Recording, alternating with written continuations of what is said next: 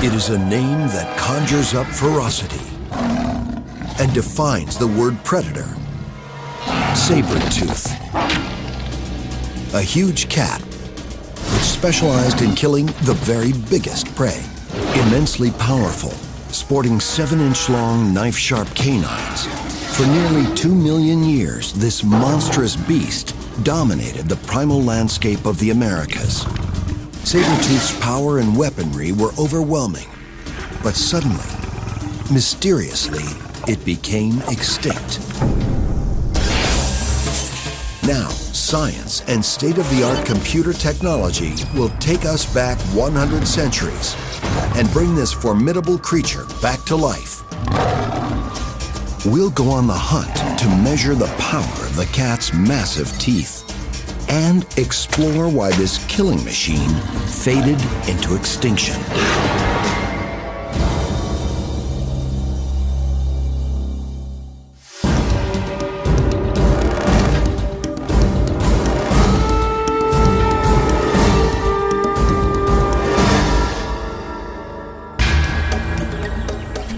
The African lion, one of the Earth's deadly predators. Up to 9 feet long and weighing in at 400 pounds, it rules the savannas and richly deserves its name, King of the Beasts. But as intimidating as it is, the lion pales beside its prehistoric relative, Smilodon fatalis, the saber-tooth cat. Massively built, Smilodon may have weighed up to 750 pounds, 25% more than the biggest male lion, and it carried some serious weaponry. 14,000 years ago, just as human hunters began colonizing North America, this carnivore roamed the continent. But the environment was in a state of flux. Although a 1,000-foot thick sheet of ice still covered the far north, much of the rest of America was a lush landscape. It teemed with bizarre megabeasts, mighty mammoths, giant ground sloths, and ancient bison, all engaged in a constant battle for survival, pitted against some of the most lethal killers ever to walk the earth. The 11-foot-tall, short-faced bear, the largest bear that ever lived. The savage direwolf, the big dog of the era, which could run down even bigger prey in packs of 30 or more. And the massive American lion. But the most deadly hunter of all was Smilodon. Imagine 2 steak knives attached to a massively muscular beast. With the hunting skills to use them, the saber-tooth was engineered to kill. This fierce cat could conquer any prey, even a mammoth. Saber-tooth was the most dangerous carnivore of its time. Probably the only beast that could face down the giant, scavenging, short-faced bear.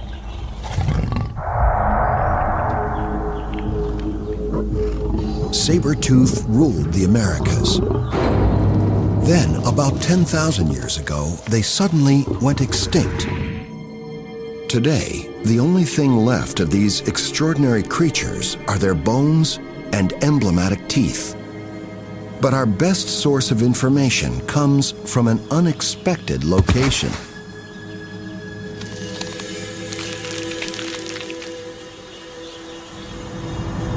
In a place called the Miracle Mile, deep in the heart of Los Angeles, there lies a fossil gold mine.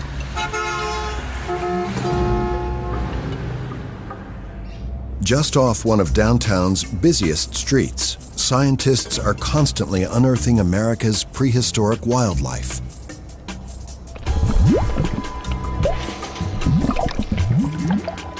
The La Brea tar pits are a collection of toxic-looking lakes and pools. Here, tar or asphalt seeps to the surface, creating one of the best places in the world to find the bones of saber-tooth and other prehistoric predators. 14,000 years ago, though the climate was cooler, the vegetation and terrain of Southern California were very similar to today. The tar pits were hidden in the landscape, making them one of the most deadly animal traps ever known. In the summer, molten asphalt oozing up from thousands of feet below ground would form intensely sticky pools. These were covered by leaves and other debris. Any hapless creature wandering into the area would become stuck fast, as if to a giant piece of flypaper. If the victim was a prey animal, predators like saber-tooth were attracted to what looked like an easy meal. Soon, they too become mired in the tar. Ultimately, both hunter and hunted would die, sinking into the asphalt to be preserved forever.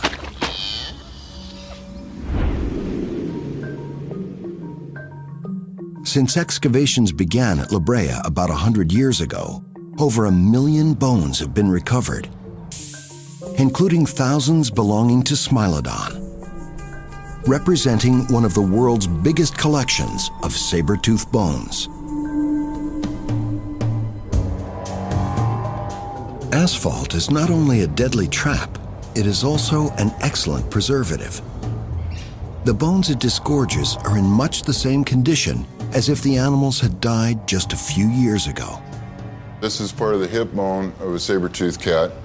And if we go down here, you can see the knee joint. And in this corner over here, there's a beautiful skull of a saber-toothed cat there. And if you look closely, you can see the eye socket of another saber-tooth sticking out of the wall right here.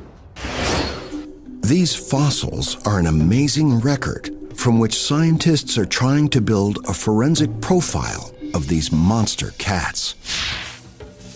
The picture that emerges is that of a strange creature, a ferocious cat that in many ways was not a cat.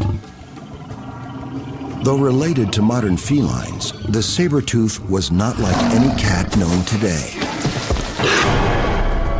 And there was nothing cuddly about Smilodon fatalis. The name means deadly knife tooth, but the precise purpose of these finely serrated fangs is still a mystery. Although many of their bones have been found in California, Smilodon roamed freely through both North and South America.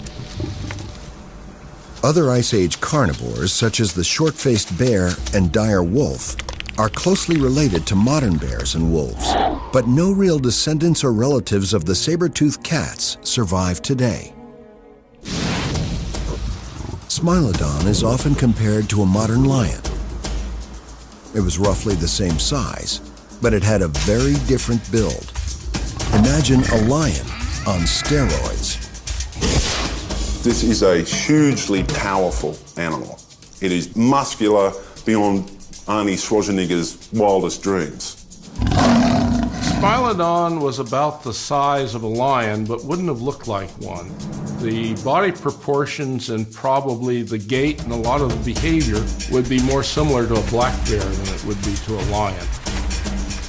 It's got massive arms and forearms, a massive chest, relatively sort of short, stout back legs. It's got massive grappling hooks on its thumbs. The muscles of the neck were also much bigger than a modern cat's, implying that Smilodon had a savage bite. The whole package is purpose-built to grapple with, close and personal with big, dangerous animals and pull them down. Scientists can calculate Smilodon's build from the fossils, but it's much harder to know what Smilodon's skin and fur would have looked like. Based on modern cats, their coats could have had various markings designed to give them the best possible hunting camouflage for their environment. And it seems unlikely that they lived up to their nickname of saber-toothed tigers and had stripes. If these animals had any kind of pattern on their fur, it probably was more like spots. The stripes just don't necessarily fit into the type of habitat that we had here at Rancho La Brea. A quick glance at the saber-tooth skeleton also reveals some other telltale clues as to how Smilodon lived. Its short bobtail means it was not much of a runner. Modern cats, even big ones like lions, use their long tails for balance and turning during high-speed pursuit. Smilodon just didn't have that capability because of the shortness of its tail. This animal obviously was doing something completely different from modern feline cats. If Smilodon wasn't chasing fast-running prey, then it had to have been targeting slower, bigger animals. They would have had to use stealth to get close, and then launch a short-range deadly attack. And the bones bear that out. Saber-tooth had oversized front paws with big thumb claws, which scientists believe were for the specific purpose of grappling with extra-large prey. It was a wrestler, not a runner. It was an ambush predator with really short legs and somewhat flat feet. And it was designed to get a hold of its prey, grapple with it, and actually hold it immobile while it was stabbing it. And this was very important. Its whole anatomy is designed to do this. During the Pleistocene, North America was teeming with large herbivores, which provided a massive food supply to any hungry prehistoric predator. Smilodon may have evolved to target the biggest of these kinds of animals, with their tactics reflecting the sheer enormity of their prey. Brute force and killing power might not have been enough. A new kind of killing strategy was now required. In Ice Age America, there was plenty of food for a ferocious carnivore like saber-tooth to prey on. Bison, horses, and camels roamed the landscape, and even giant ground sloths and mammoths were potentially on the menu. But unless saber-toothed cats hunted together, these behemoths were formidable opponents, even for a beast as well-armed as Smilodon.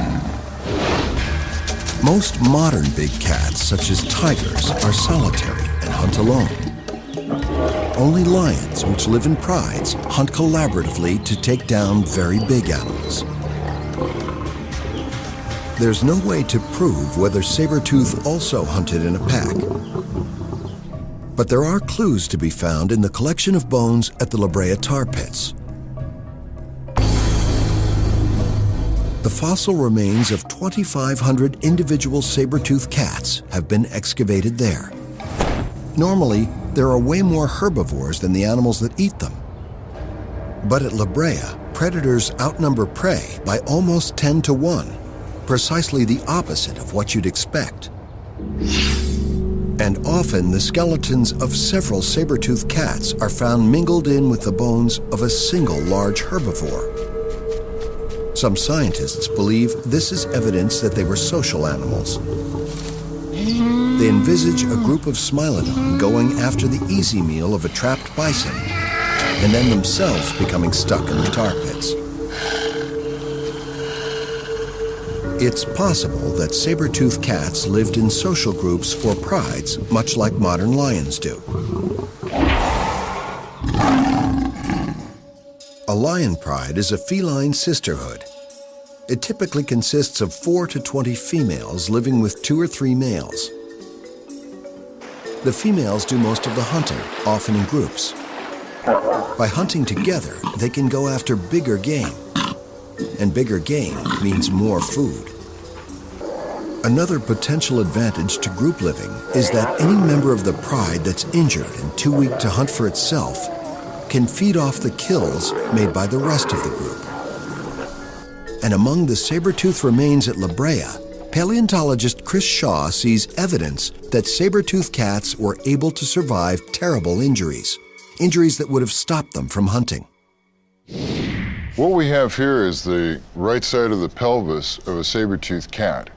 This animal is considered by us to be a normally developed individual bone.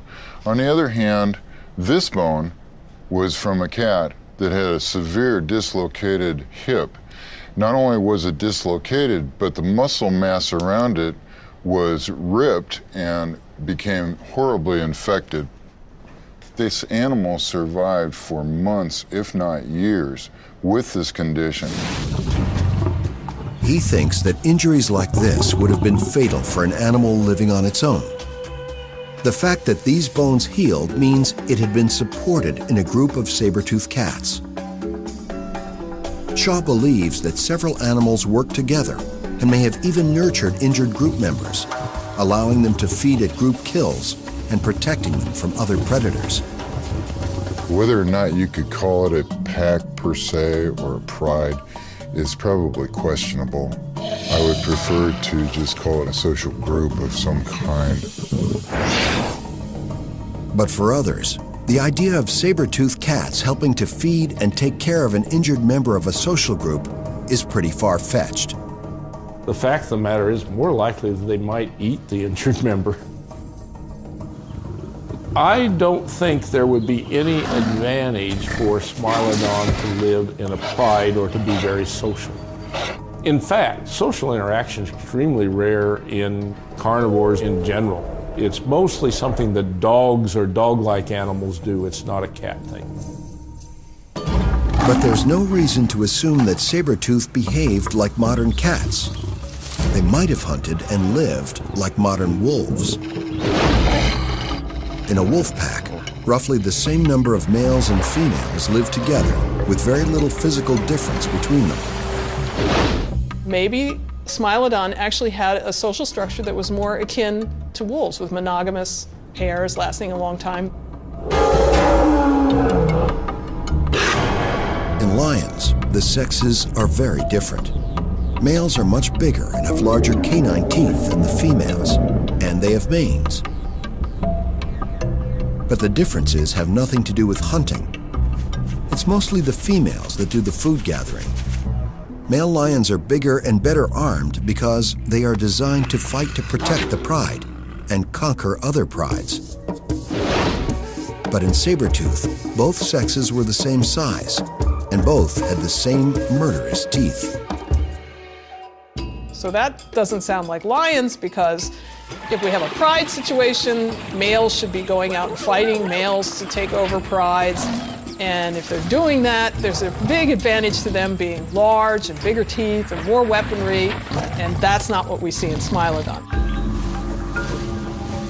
Finding the same giant canines in both sexes also rules out the idea that they were some kind of male ornament designed to attract females, the big cat equivalent of a stag's antlers.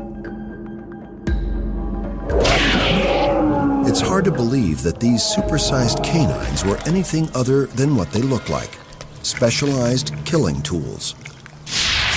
And it appears that nature likes this particular feature. Smilodon fatalis was one of several species of saber-toothed predators that once dominated the planet. I think one of the main things that people don't understand is that this was the dominant type of big cat animal on the globe up until very recently. Even though no modern big cats have saber teeth, in the ancient mammals they've evolved and disappeared at least 4 times. Paleontologist Paul Matthews believes these extra-long teeth evolved in order to allow the cat to puncture the thick skin of large herbivores. Matthews has been testing DNA from Homotherium, the scimitar-toothed cat, a cousin of Smilodon, found in Beringia, the area of the Alaskan and Canadian Yukon through which humans first came to the Americas over 12,000 years ago. And he discovered that Homotherium was eating practically nothing but mammoth. I think we're starting to get enough evidence to say that the saber-tooth morphology that has evolved a number of times in history is all about going after thick-skinned prey.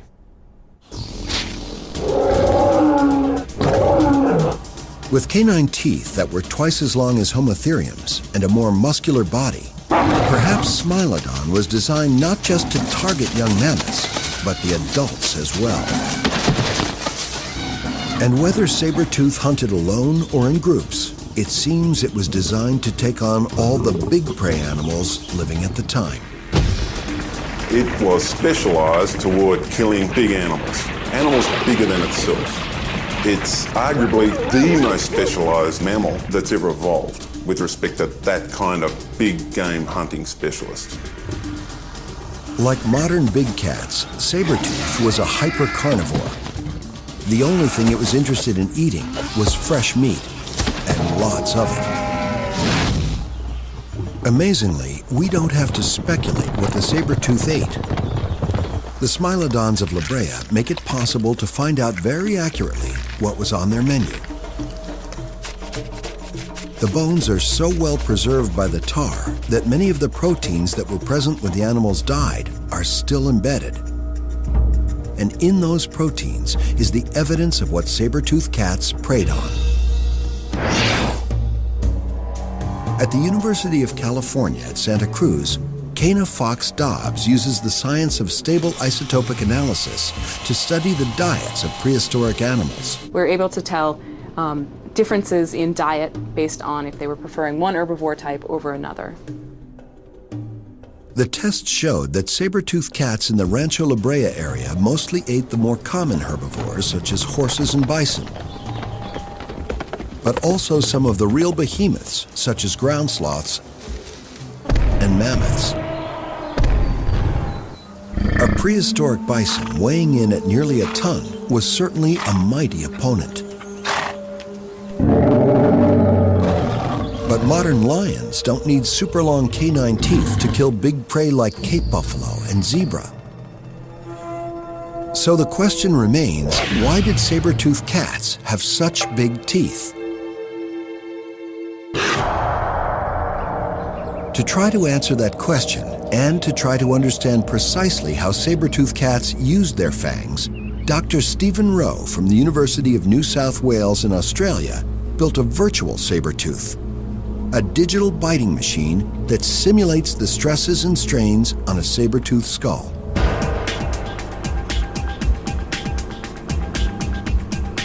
He CT scanned a Smilodon skull, which was later digitally rebuilt, even down to subtle differences in bone density and tooth structure. Simulated muscles were attached in all the correct places, allowing them to simulate more accurately than ever before the precise biting action and power of a saber-toothed cat. From these models, we can then digitally crash test these animals. We can run them through different behaviors, basically putting limits on how they could have behaved and what they were best adapted to do. Rowe and his team then did the same thing for a modern lion, recreating a perfect facsimile of the king of the beasts. Then they put digital saber-tooth and digital lion through a bite-off. It was widely thought that saber-tooth, with its massively muscled body, would have a very powerful bite, at least as strong as a lion of comparable size. But the bite-off produced a surprise winner. In a nutshell, our results are showing and telling us that Smilodon actually bit like a bit of a pussycat. For a guy or gal of his size, the bite was weak, around about half as powerful as a lion of the same size. To double check, the team gave the digital saber-tooth the same bite power as the modern lion. Now when we did that, bang, Smilodon's jaw blew up. It is not built to handle those kinds of bite forces. You can see particular points are not just coming close to failure point, they're exceeding it. And that weak jaw seriously constrains the way in which Smilodon actually could have killed things. It turns out that Smilodon, which weighed more than a lion, only had the bite strength of a large dog. In living carnivores, there's a strong link between bite strength and the size of the animal that a predator can kill. The stronger the bite, the bigger the meal. But if the saber-tooth was such a pussycat, how could it kill such giant prey?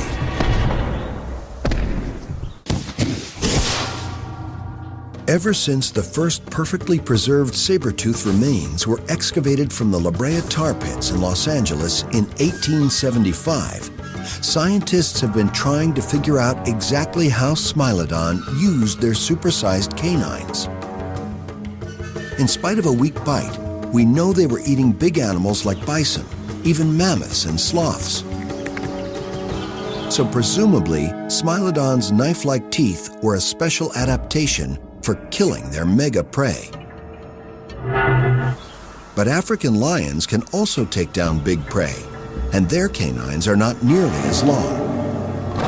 So Smilodon's teeth must have had a deadly design advantage, and they must have used a very different killing technique to that of modern cats.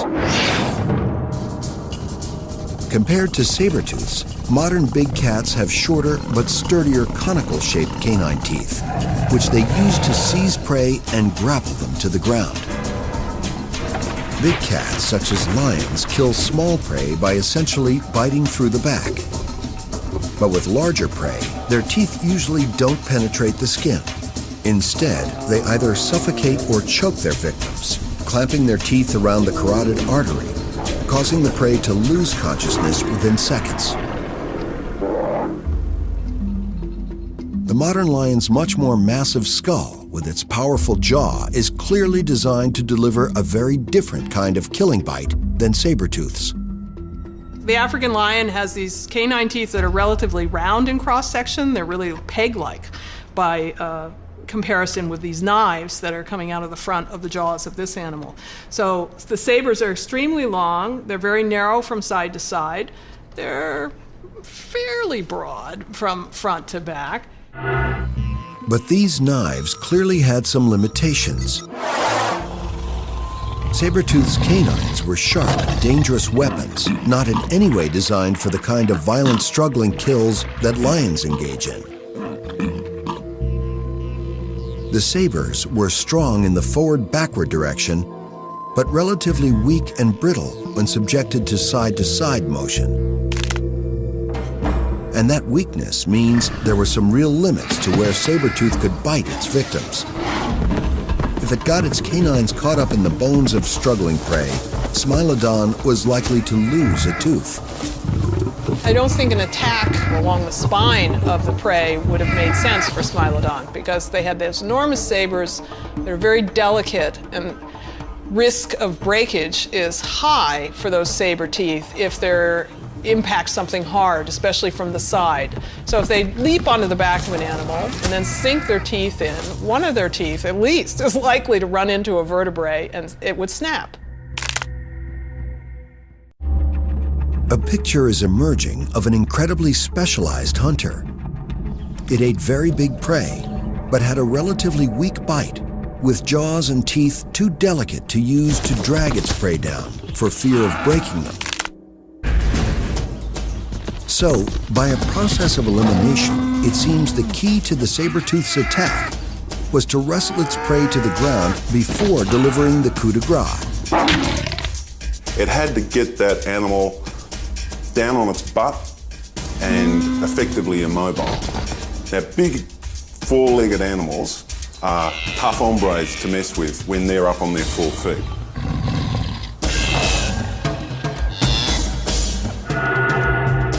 This violent wrestling style of attack is borne out by the large number of Smilodon bones that show evidence of severe injuries in the lower back area.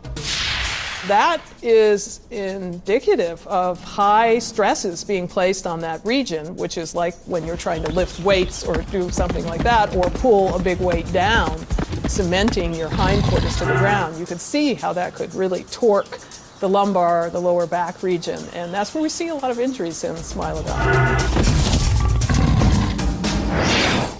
But this still doesn't explain the real value of Smilodon's enormous teeth.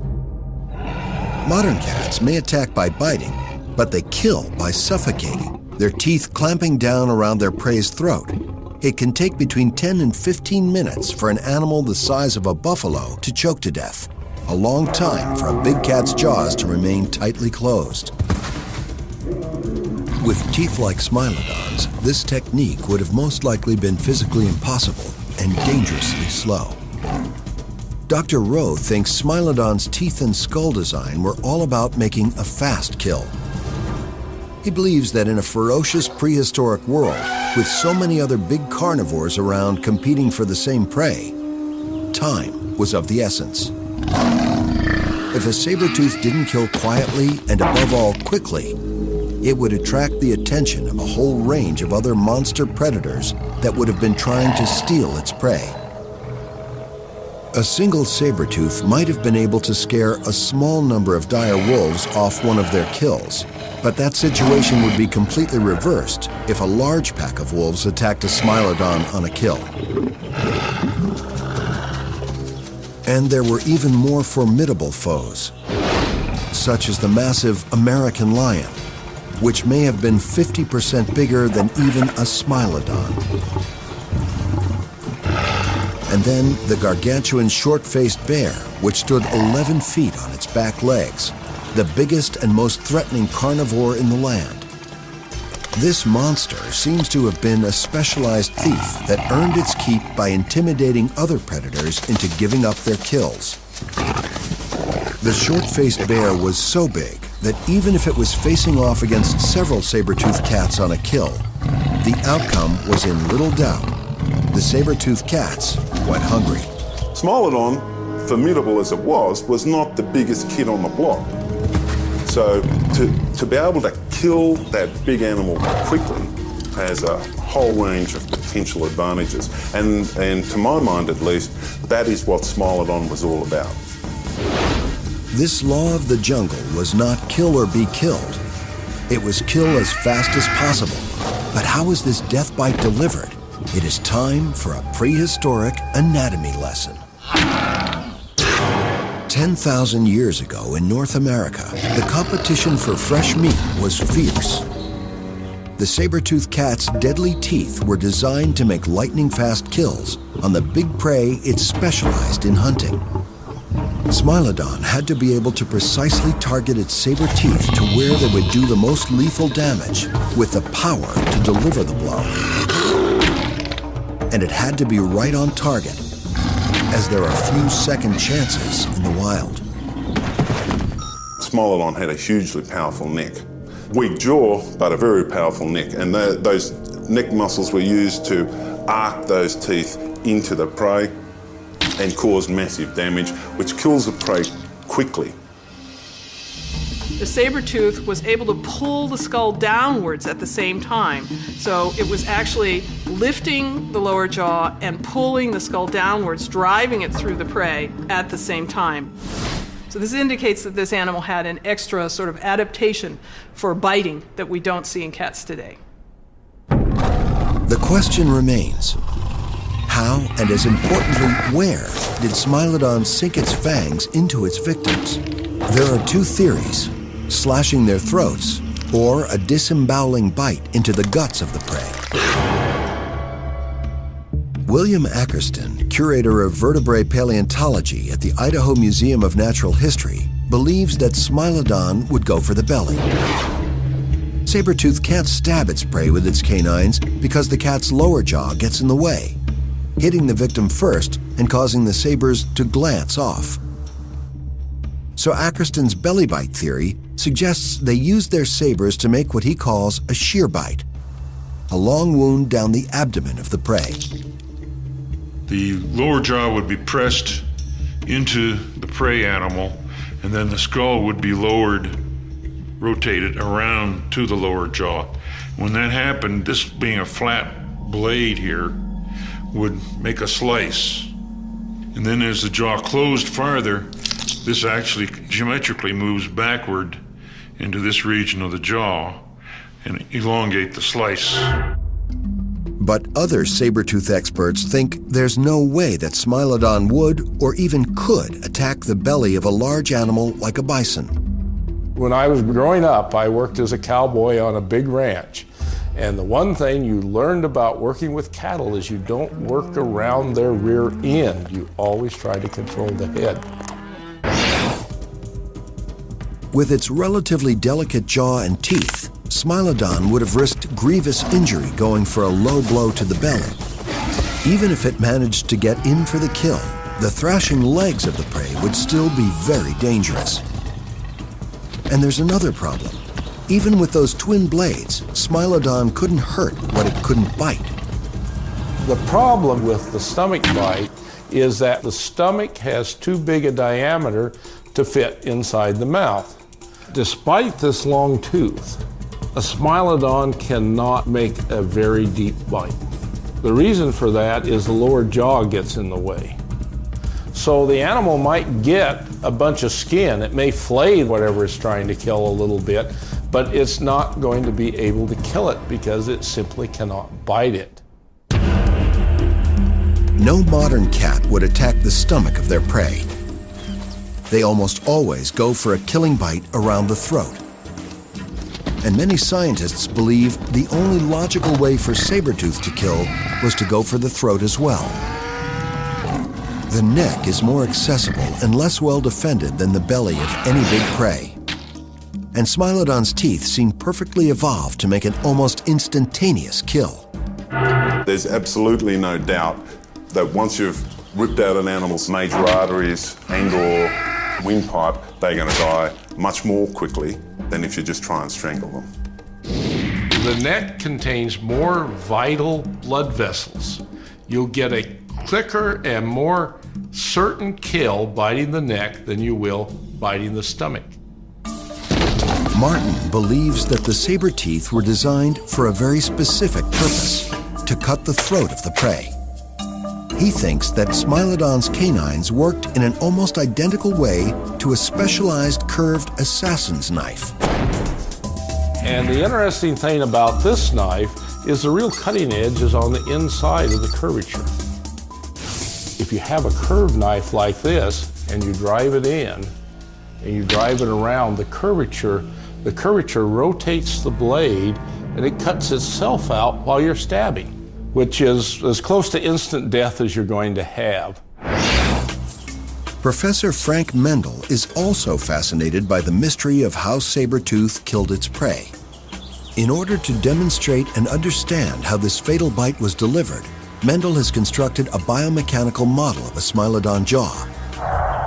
I'm suggesting that Smilodon simply drove the teeth through the neck, severed the vessels, and then withdrew the teeth. I don't see the need for the extra effort to rip the throat out because I don't think it affects any more lethal damage to the animal. This is laparoscopy versus open surgery. You do as little damage as necessary to get the job done. At this big cat sanctuary in Bridgeport, Texas, a saber-tooth will bite again. The Center for Animal Research and Education, or CARE, is a safe haven for abused and abandoned big cats and a resource to the scientific community.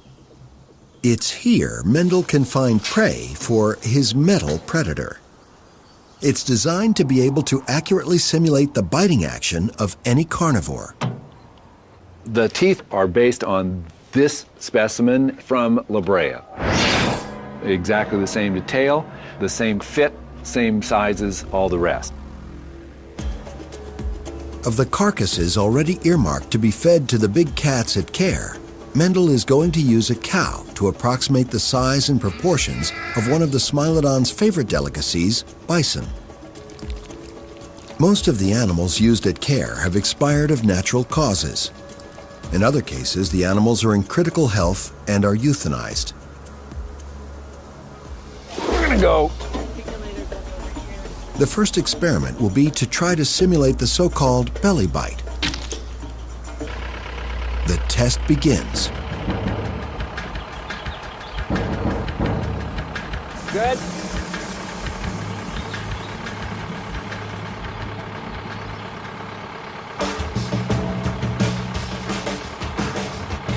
The test team makes several attempts to bite into the abdomen with the articulator, but no matter what angle they use, they cannot bite very deeply.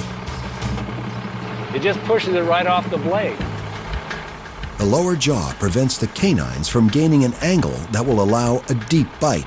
I'm fully closed, and I got a mouthful of skin and nothing to really puncture the skin with other than those lower incisors. A Smilodon's saber teeth were no accident of nature. They look that way for a lethal reason. But weapons cannot work without tactics, and the Smilodon's killing techniques are still a mystery. But now, Professor Mendel's mechanical test suggests that a saber-tooth could barely penetrate the belly of a stationary animal, let alone savage any vital organs.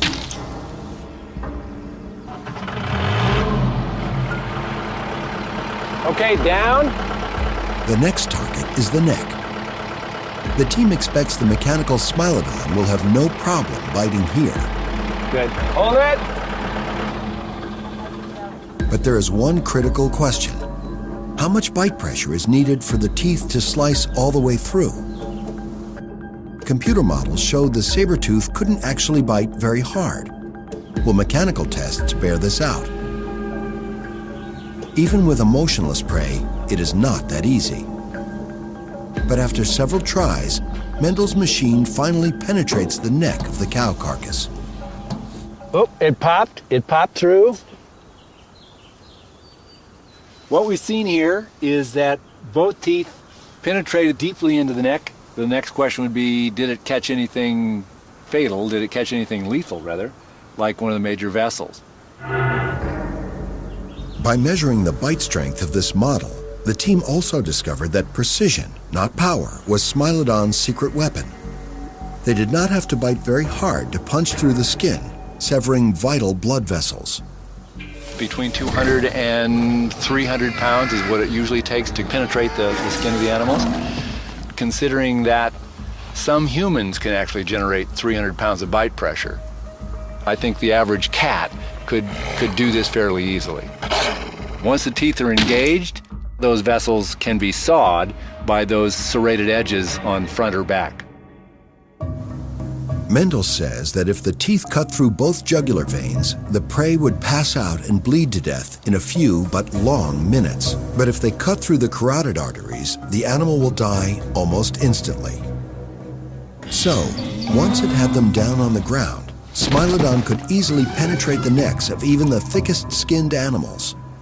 The biomechanical test strongly suggests that it was almost impossible for saber-toothed cats to inflict a fatal bite on the abdomen of the bigger animals they could catch.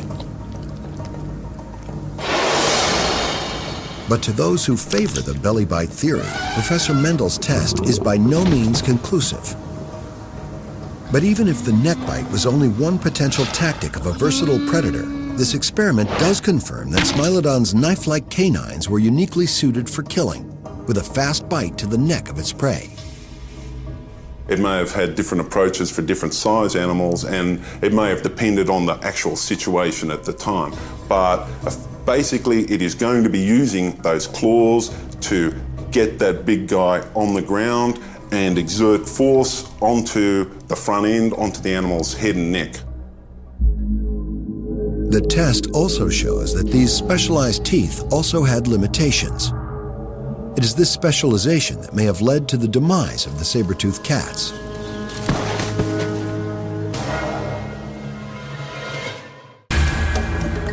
For nearly 2 million years, Smilodon, with its 7-inch long throat-cutting canines, was one of the dominant predators in North America.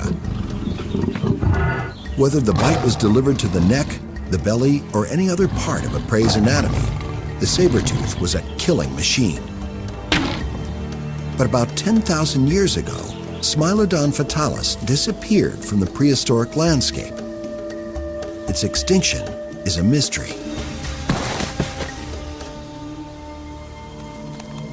But around the same time as the saber-tooth disappeared, other apex predators arrived on the scene. And they arrived on 2 feet. Early hunters most likely made their way across the land bridge between Russia and Alaska, and some have speculated that it was they who killed off the saber-tooth. But there is no evidence that humans actively hunted the saber-tooth. In fact, there's no evidence of any interactions between humans and Smilodon. It seems more likely that they gave this fearsome predator a wide berth. These two species probably avoided each other. I'm sure humans would find a saber-toothed cat quite threatening. But early humans had one thing in common with the Smilodon. They coveted the same meat, and there was only so much of that meat to go around. Although the then small human population could not have eaten all of the game, they could have begun and hurried along inexorable extinction events, which took the Smilodon along for the fatal ride. The end of the last ice age was a lean time for the predators that specialized in big prey. It wasn't just the saber-tooth that disappeared. Great packs of dire wolves were wiped out at the same time. And the last to go was the giant short-faced bear.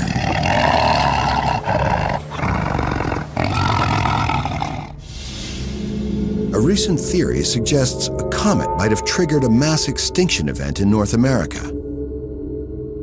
No one can say for certain, but the climate did warm and became much drier. The world changed from one that was largely forest to an open landscape of grassy prairies.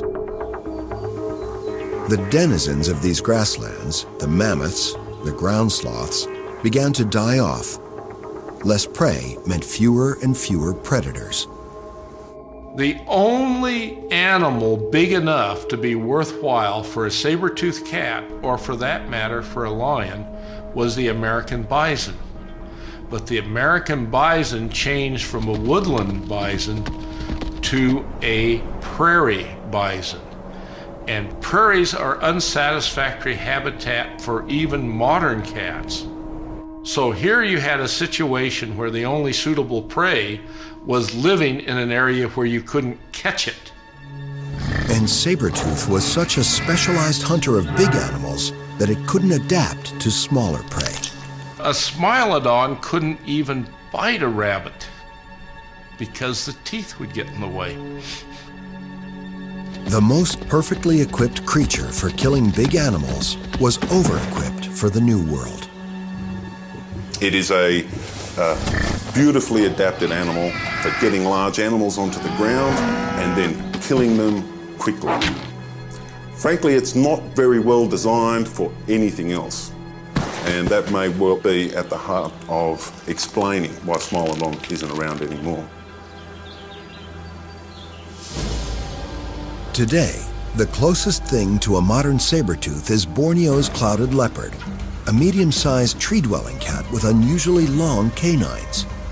This leopard is not a direct descendant of the saber-tooth, but this rare creature is living proof that the deadly design of a saber-tooth can still be used as a weapon of killing precision. Today's natural world has made this design all but obsolete, but worlds can and will change. The art of killing always strives toward perfection, and given the chance, a saber-toothed cat might well evolve again.